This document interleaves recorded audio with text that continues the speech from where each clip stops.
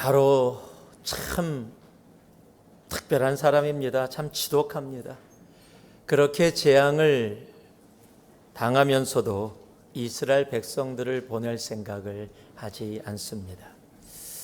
그러나 그런 가운데서 재앙으로 힘드니까 타협을 하려고 합니다. 너희가 원하는 것이 예배 드리는 것이니까 예배를 드려라.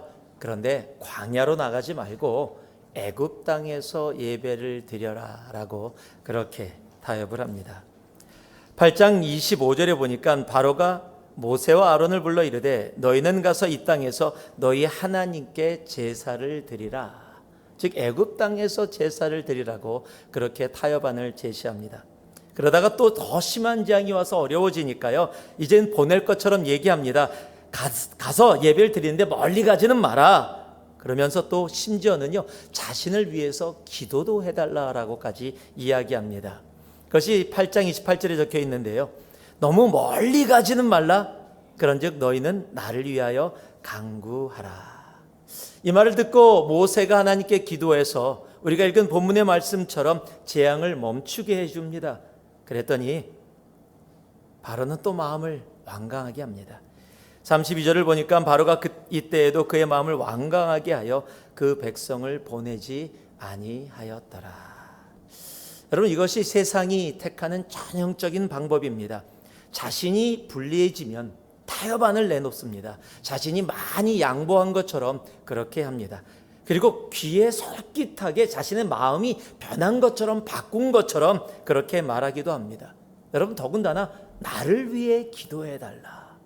여러분, 이러면 이제 다 끝난 것처럼 느껴지지 않아요? 야, 우리가 이겼다라고 느껴질지 모릅니다. 야, 우리를 위해서 기도해달래. 이제는 멀리 가지 말라 그래도 나가서 하라 그래. 그러면 거의 끝났다라고, 이제는 모든 것 끝났다라고, 우리가 이겼다라고 생각할 수 있을 겁니다. 여러분, 그런데 꼭 기억하세요. 여러분, 세상은 그렇게 만만하지 않습니다. 여러분, 세상은 정말로 악합니다. 하나님께서 10가지 재앙을 통해서 하나님의 마음을 우리에게 알게 하시는 것, 그것뿐만 아니라 이 10가지 재앙을 통해서 우리에게 또 알게 하시는 것이 있어요. 이 세상이 얼마나 악한 존재임을. 그래서 이 10가지 재앙을 통해서 하나님의 마음을 깨달아 이 악한 세상을 이겨나가기를 원하시는 것이 바로 우리 하나님의 마음입니다. 우리가 이 10가지 재앙을 우리가 4번에 걸쳐서 함께 들으면서 지금 이 시대를 살아가고 있는 우리들도, 우리가 살아가고 있는 이 세상 가운데 정말 이 악한 세상, 이 만만치 않은 세상에서 눌리고 속고 어리석은 삶이 아니라 정말 하나님의 마음을 온전히 깨닫고 알아서 이겨나가고 승리할 수 있는 우리가 되기를 주님의 이름으로 축복하고 축복합니다. 여러분, 지난주에 애굽에 내린 10가지 재앙, 지금 제가 계속 반복해서 말씀드리고 있는데 피개, 이파, 악독, 우매, 흑장, 그 중에서 피개, 즉 피의 재앙과 개구리의 재앙에 대해서 지난주에 우리가 함께 나눴습니다. 피의 재앙을 통해서 하나님은 삶의 근원은 바로 하나님이시다라는 것을 우리에게 확실하게 말씀해 주셨어요. 애굽이 존재하게 된 이유가 나일강 때문이 아니라 바로 하나님 때문이다. 우리가 살아가고 있는 이 세상에서 우리의 존재, 생명의 주관자는 바로 우리의 하나님이시다라는 것을 우리로 분명하게 알게 하셨습니다. 여러분, 우리가 존재하는 이유는 다른 것이 아닙니다. 하나님입니다. 하나님이 우리의 삶을 시작하셨습니다. 그로 인해서 우리가 지금 호흡하며 지금도 살아가고 있는 것입니다. 여러분, 우리의 시작이 하나님이기에 우리는 하나님 없이 살 수 없는 존재라는 사실을 우리는 다시 한번 온전히 마음속에 새겨야 합니다. 여러분, 두 번째 개구리 재앙을 통해서 세상에 눈에 보이는 풍요함이 진정한 풍요함이 아님을 분명하게 우리들에게 말씀해 주셨습니다. 진정한 풍요함은 바로 예수 그리스도 안에만 있음을, 이 땅을 살아가며 정말 진정한 풍요함, 그것이 예수 그리스도 안에만 있음을 우리들이 온전히 알고 정말 예수 그리스도 안에서 풍요함을 마음껏 누리는 우리 모두가 되기를 주님의 이름으로 다시 한번 축복드립니다. 오늘은 2부 예배 아멘 소리가 왜 이렇게 작지요? 추워서 움츠리신가요? 축복합니다. 뭐 이렇게 좀 이렇게 주고받는 게 있어야죠. 예, 이렇게 혼자만 제가 이렇게 하게 하지 마시고 말씀도 함께 주고받으면서 함께 할 수 있는 우리가 됐으면 좋겠습니다. 오늘은 세 번째하고 네 번째 피계 이파 이하고 파리의 재앙입니다. 세 번째가 바로 이의 재앙을 이야기하고 있습니다. 지팡이를 들어서 땅을 치니 땅의 모든 흙이 이로 변해버렸습니다. 어째 이런 일이 벌어졌습니까? 예, 믿음의 대상은 하나님 한 분이시다라는 것을 우리로 알게 하시는 겁니다. 자, 한번 따라해 보실래요? 믿음의 대상은 하나님 한 분이시다. 그렇습니다. 믿음의 대상은 하나님 한 분이십니다. 이 8장 16절에서 17절을 제가 읽어드립니다. 여호와께서 모세에게 이르시되 아론에게 명령하기를 내 지팡이를 들어 땅에 티끌을 치라 하라. 그것이 애굽 땅에서 이가 되니라. 그들이 그대로 행할세 아론이 지팡이를 잡고 손을 들어 땅에 티끌을 치매 애굽 온 땅의 티끌이 다 이가 되어 사람과 가축에게 오르니. 이 세 번째 이의 재앙의 특징이 있습니다. 첫 번째 피의 재앙과 개구리의 재앙은 하나님께서 미리 경고를 하셨어요. 이렇게 될 것이다.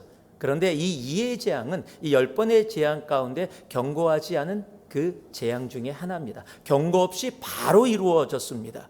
또한 10가지 재앙 중에 가장 짧은 시간 안에 이루어진 짧은 재앙이기도 합니다. 그래서 더 중요한 것은 뭐냐면요, 애굽의 술사들이 처음으로 이의 재앙 가운데 이것이 하나님께로부터 온 하나님의 권능이다라는 것을 인정하기 시작했다라는 거예요. 즉 피의 재앙과 개구리의 재앙은 이들도 그냥 어쩌지만 가짜로 조금 만들어냈기 때문에 우리도 할 수 있다라고 그랬는데, 이제 이의 재앙부터는 애굽의 술사들이 8장 19절을 보니까요, 요술사가 바로에게 말하되 이는 하나님의 권능이니이다라고 하나님께서 행하심을 인정하기 시작했다라는 겁니다. 물론 그럼에도 불구하고 바로는 마음이 완강해져서 하나님의 말씀을 듣지 않습니다. 이의 재앙은 당시 애굽 사람들이 섬기던 땅의 신 게보와 흙의 신 세트와 연관이 되어져 있습니다. 애굽 사람들은 밭을 갈 때마다 땅의 신 게부와 세트에게 감사를 드렸어요. 왜냐하면 땅이 있으므로 그곳에서 곡식이 이루어지고 자신들이 이 땅을 밟으면서 살아가고 있기 때문에 그랬습니다. 특히 나일강이 이루어지고 있는 삼각주, 바로 애굽의 가장 위에 뽑은 삼각주는 기름진 땅으로 그곳에서 정말 애굽 전체가 먹는 모든 곡식들이 나올 정도로 정말로 애굽을 지탱해주고 있는 곳이 바로 땅이었다라는 사실입니다. 땅은 언제나 의지할 수 있고 믿을 수 있는 자신들의 삶을 지탱해 주는 존재였습니다. 여러분들, 오늘 우리 콜테아드에 오신 분들 지금 앉아 계시면서 이 바닥 좀 불안하고 그러세요? 그렇지 않으시죠? 여러분 아침에 집에서 나오실 때 땅을 밟으면서 조심스럽게 이게 무너지면 어쩔까 그렇게 생각하신 분 없을 겁니다. 아무 생각 없이 당당하게 너무나 강한 믿음으로, 너무 믿음이 강해서 아예 그냥 그런 생각조차 없이 당연하게 발을 딛고 나오셨을 거예요. 여러분, 땅을 두려워하는 사람은 없습니다. 그냥 아침에 일어나면 땅을 당연히 밟습니다. 물을 두려워하는 사람들은 생각보다 많습니다. 물에 데려가서 같이 들어가자 그러면 조심조심 힘들어, 난 물 무서워 라는 사람들은 많이 있지만 땅을 두려워하는 사람들은 거의 없습니다. 왜냐하면 내가 밟는 땅은 나를 당연히 지탱해 줄 것이다라는, 아예 내가 생각조차 안 하고 내가 지금 호흡하는 거 내가 숨 쉬고 있다 생각하지 않듯이 내가 밟는 땅도 당연하다라고 그런 믿음을 우리들은 갖고 있기 때문에 그렇습니다. 그런데 그렇게 당연히 의지했던 땅이, 믿었던 땅이 갑자기 이로 변해서 모든 사람과 가축을 힘들게 한 것입니다. 이 고통의 시작이 추워도 의심 없이 당연하게 받아들였던, 믿었던 땅이 이 고통의 시작이 되었다라는 사실이에요. 여러분, 제가 하는 단어 기억하시는 분은 저랑 같은 시대에 같은 고통을 당했던 분들일 겁니다. 참빗.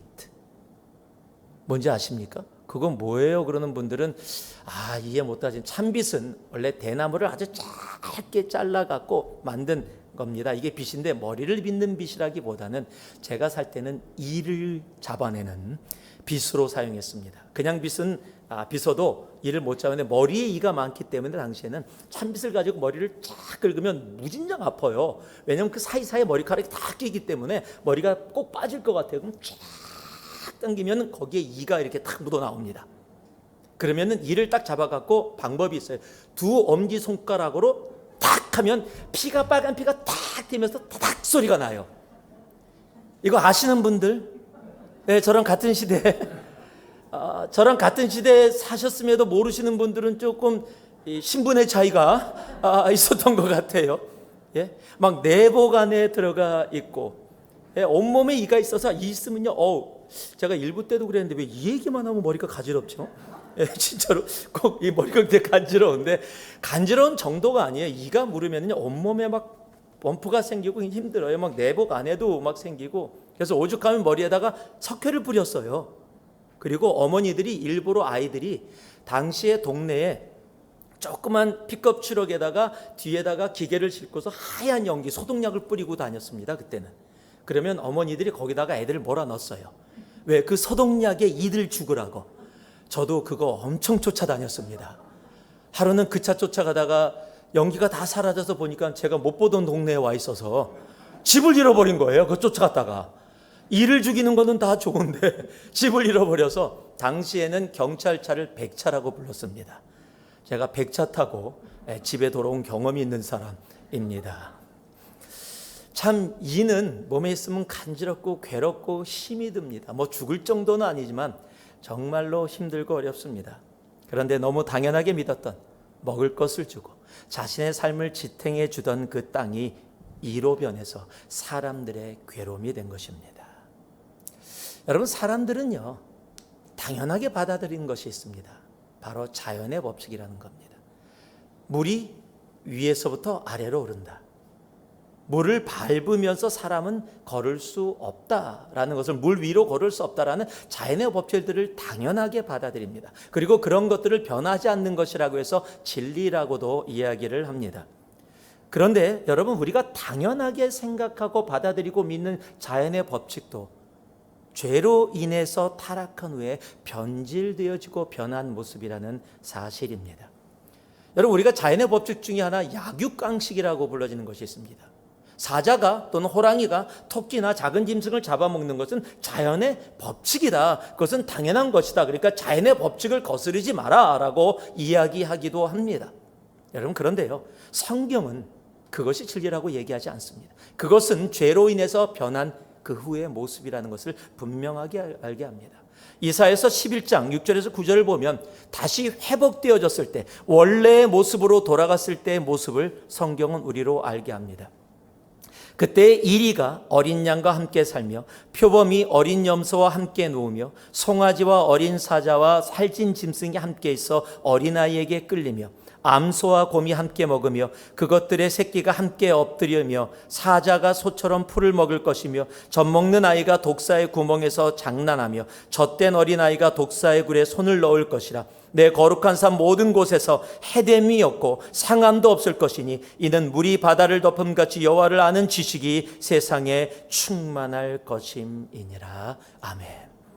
여러분, 이것이 변치 않는 원래의 모습이었어요. 지금 우리들이 변하지 않을 거라고 당연하게 받아들여지는 자연의 법칙과 세상의 것들은 이미 변질되어졌고 변질되어지는 세상에서 변할 수밖에 없는 것이라는 거예요. 여러분, 세상에 변치 않는 분은 단 한 분밖에 없습니다. 우리의 하나님이십니다. 이 재앙을 통해서 우리들에게 분명히 알게 하시는 것이요, 세상에 당연하다고 생각된 것, 변치 않을 것이라고 우리가 믿을 수 있다라고 생각된 것들이 당연하지 않은 것을, 우리의 믿음을 둘 대상이 아니라는 것을 우리들에게 알게 하시는 겁니다. 우린 가끔가다 그런 얘기하지요. 난 저 사람은 정말 이럴 줄 몰랐어. 여러분, 세상에 우리가 믿을 수 있는 존재는 아무것도 없습니다. 하나님 한 분 외에는 없습니다. 여러분, 무엇을 믿고 살아가세요? 돈이요? 과학이요? 세상이 얘기하는 진리요? 아니요, 세상의 모든 것은 다 변합니다. 변하지 않는 것은 하나도 없습니다. 여러분, 우리가 어렸을 때 기차를 타고 가면서 꼭 돈 주고 사 먹는 게 있습니다. 삶은 달걀. 제가 기차를 타고 가고 완행을 타고 저는 경춘선을 타고 상촌, 청평, 가평 거기 할머니가 사셨기 때문에 할머니 할아버지 제가 기차를 타고 완행을 타고 많이 갔었는데 꼭 계란 먹는 게 너무 좋았어요. 당시에 계란은 단백질 덩어리입니다. 그래서 먹으면 건강하다고 좋다고 계속 먹었었어요. 그런데 어느 정도 시간이 지나니까 먹지 말래요. 계란은 콜레스테롤 덩어리라고. 그래서 한동안 사람들이 안 먹었습니다. 노란자 없이 오므라이스를 먹을 때도요, 정말 노란자 없이 와이스로만 달라고까지 얘기했었습니다. 그런데 지난번에도 얘기했죠. 몇 년 전인가요? 이제 또 다 조사를 하더니 괜찮다고, 건강에 좋다고, 계란 몇 개 먹는 거 좋다고. 여러분, 세상에 변치 않는 거 없습니다.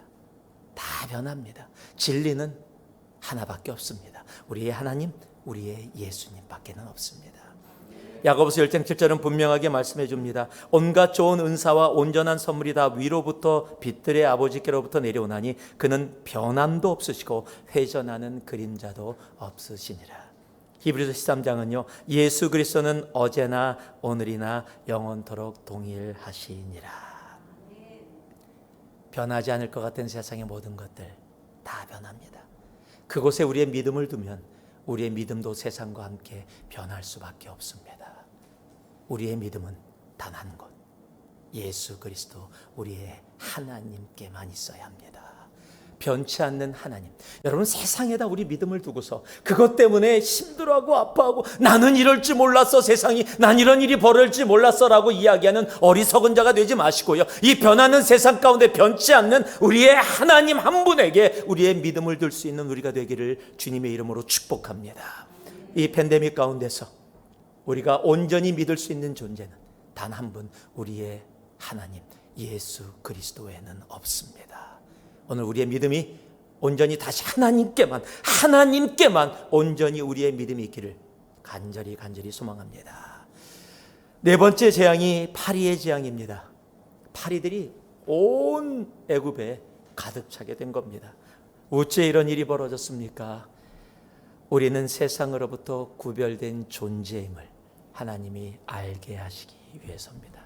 자, 저 한번 따라하세요. 우리는 세상으로부터 구별된 존재이다.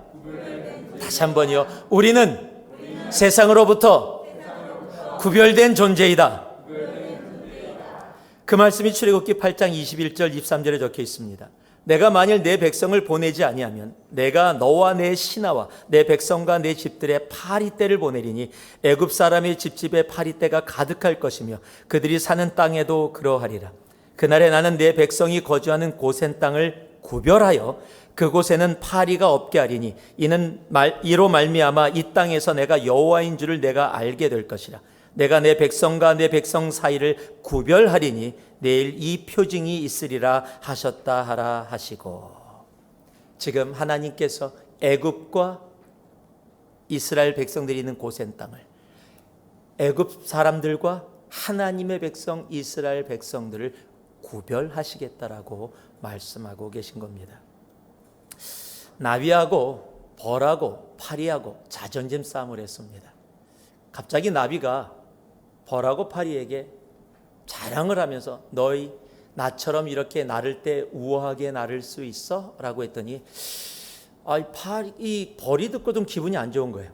자기가 할 수 있는 게 뭔가 생각하다가 얘기합니다. 그러면 너희들 나처럼 이렇게 빨리 나를 수 있어? 이 나비하고 벌의 얘기를 듣던 파리가 자기는 그렇게 할 수 있는 게 별로 없는 거예요. 근데 자기가 할 수 있는 게 있어요. 근데 탁 으쓱하면서 나비하고 벌에게 이렇게 얘기합니다. 너희 그럼 나처럼 똥 먹을 수 있어? 그래.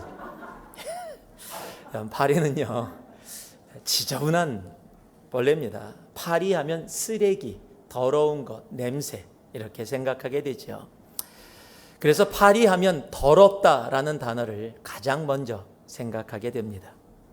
그런데 그런 파리들이 애굽에 원래 많이 있었습니다. 얼마나 많이 있었냐면 파리에 관한 신이 있을 정도로 애굽엔 파리들이 많았습니다. 특히 애굽에 있었던 파리는요, 이 dogfly, 개파리떼라고 불려지는 파리들인데 이 물기도 하고 전염병을 아주 잘 옮기는 그런 파리들이었습니다.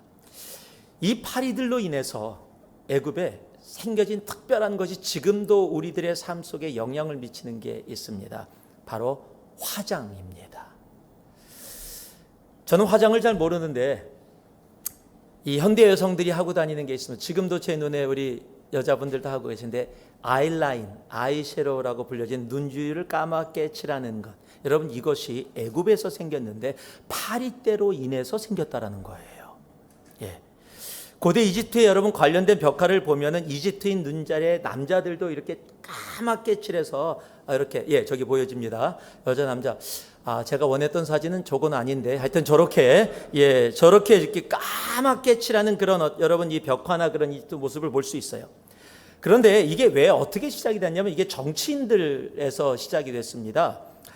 왜냐하면 이 나이 많은 원로들이 눈에 병이 생기면 눈곱이 좀 생기고 눈에 진물이 나올 때가 많이 있었습니다. 그러면 그 진물과 눈곱에 뭐가 붙어요? 나비요? 벌이요? 파리들이.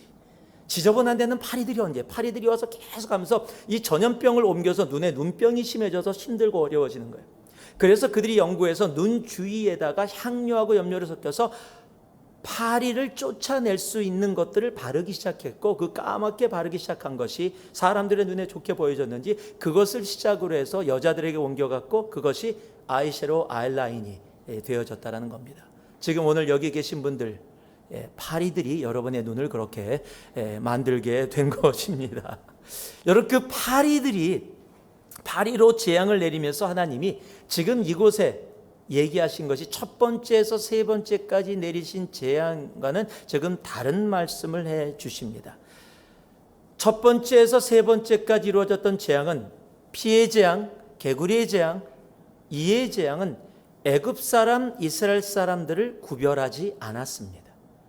애굽 전체에 동일하게 그 재앙이 내려졌었다라는 사실이에요. 그런데 이 파리의 재앙을 내리면서 하나님은 분명하게 말씀하십니다. 내가 애굽의 백성과 나의 백성, 하나님의 백성을 구별하겠다.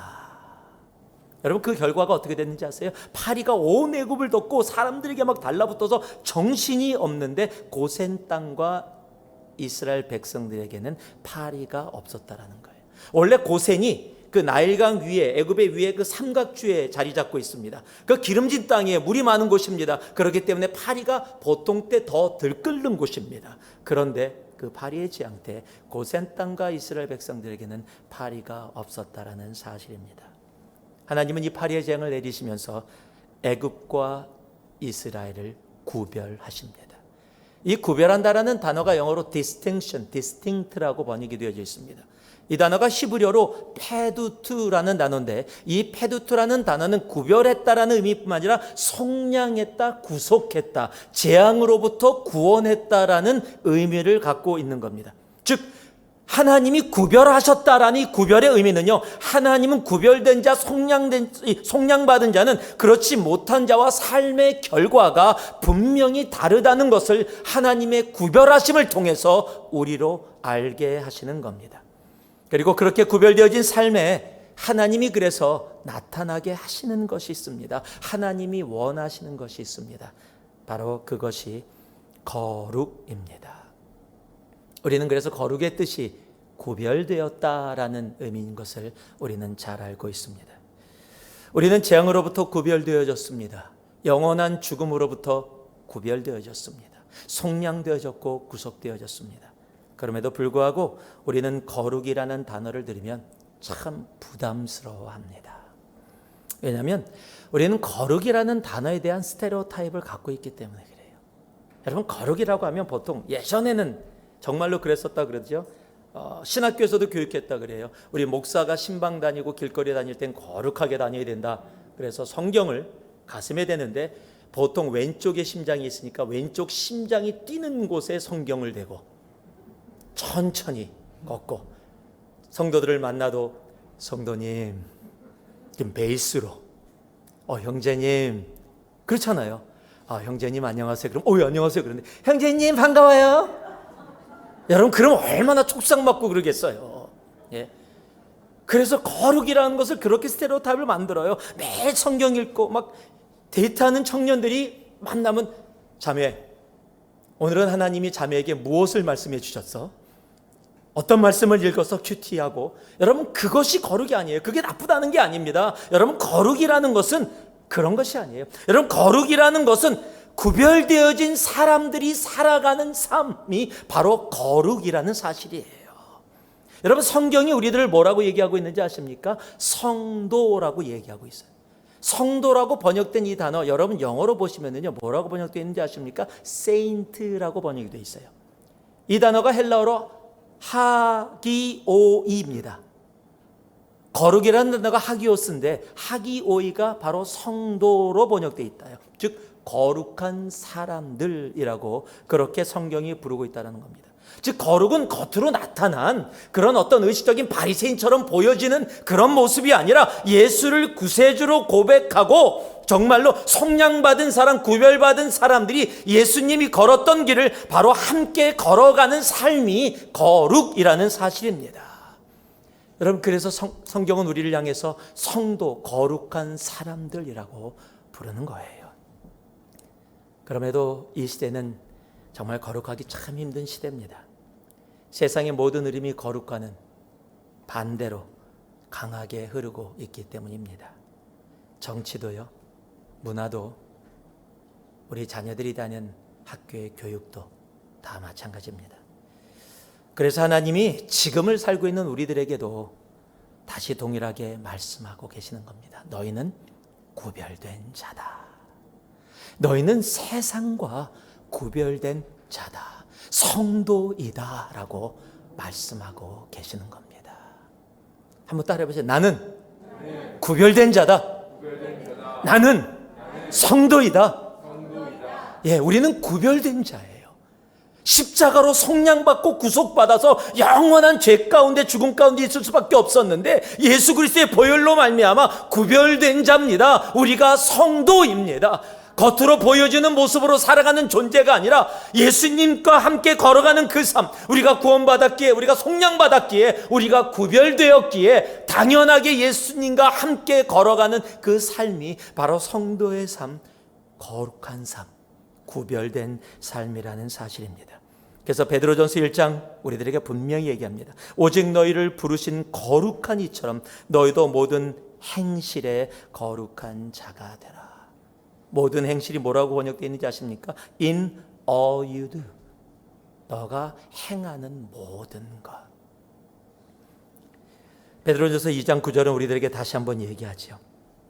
그러나 너희는 택하신 족속이요 왕같은 제사장들이요 거룩한 나라요 그의 소유된 백성이니 이는 너희를 어두운 데서 불러내어 그의 기이한 빛에 들어가게 하신 이의 아름다운 덕을 선포하게 하려 하심이라. 우리는 구별된 자입니다. 거룩한 백성입니다. 우리가 그것을 기억하면서 정말로 우리의 삶을 살아갈 수 있기를 소망합니다. 하나님이 허락하시는 재앙은 비록 힘들고 어렵고 고통이 우리들에게 있을지 몰라도 그저 아무 의 없이 재앙을 위한 재앙이 아니라는 사실입니다. 하나님은 그 고난과 환난과 재앙 가운데서도 우리에게 말씀하시는 하나님의 마음이 있다라는 사실을, 우리는 10가지 재앙을 우리들이 말씀 가운데 들어가며 꼭 가슴에 새기고 나아갈 수 있어야 합니다. 오늘 이해 재앙을 통해서 우리가 세상에서 의지하고 믿을 존재는 단 한 분, 하나님 한 분이시다라는 것을 우리로 분명히 말씀해 주십니다. 우리의 믿음을 다른 데 두지 않기를 소망합니다. 변치 않는 존재, 우리 하나님 한 분뿐임을, 온전히 우리의 믿음을 하나님께만 두고 살아가는 우리가 되기를 원합니다. 또한 발의 재앙을 통해서 우리가 세상으로부터 구별된 존재임을, 우리가 성도임을 알고 구별된 존재로 살아가는, 주님과 함께 십자가의 길을 걸어가는, 넓은 길이 아니라 좁은 길을, 넓은 문이 아니라 좁은 문을, 주님이 가신 그 길을 당연히 성도가 걸어야 되는 그 길, 거룩의 길을 걸어갈 수 있는 우리 모두가 되기를 주님의 이름으로 축복하고 축복합니다. 기도하겠습니다. 사랑의 아버지 하나님, 오늘 이의 재앙과 발의 재앙을 통해서 우리에게 말씀하여 주신 그 말씀을 가슴에 담습니다. 믿음의 대상, 변치 않는 존재 예수 그리스도 하나님 한 분밖에 없음을 아버지 하나님 우리 가슴에 새기고 우리의 믿음을 주님께만 두고 살아가는 우리들 되게 하시고, 우리가 거룩한 존재, 성도로 부름을 받았음을 기억하고 구별된 자로 온전히 살아가는 우리 온전히 되게 하여 주시옵소서. 예수님 이름으로 기도 올리옵나이다. 아멘.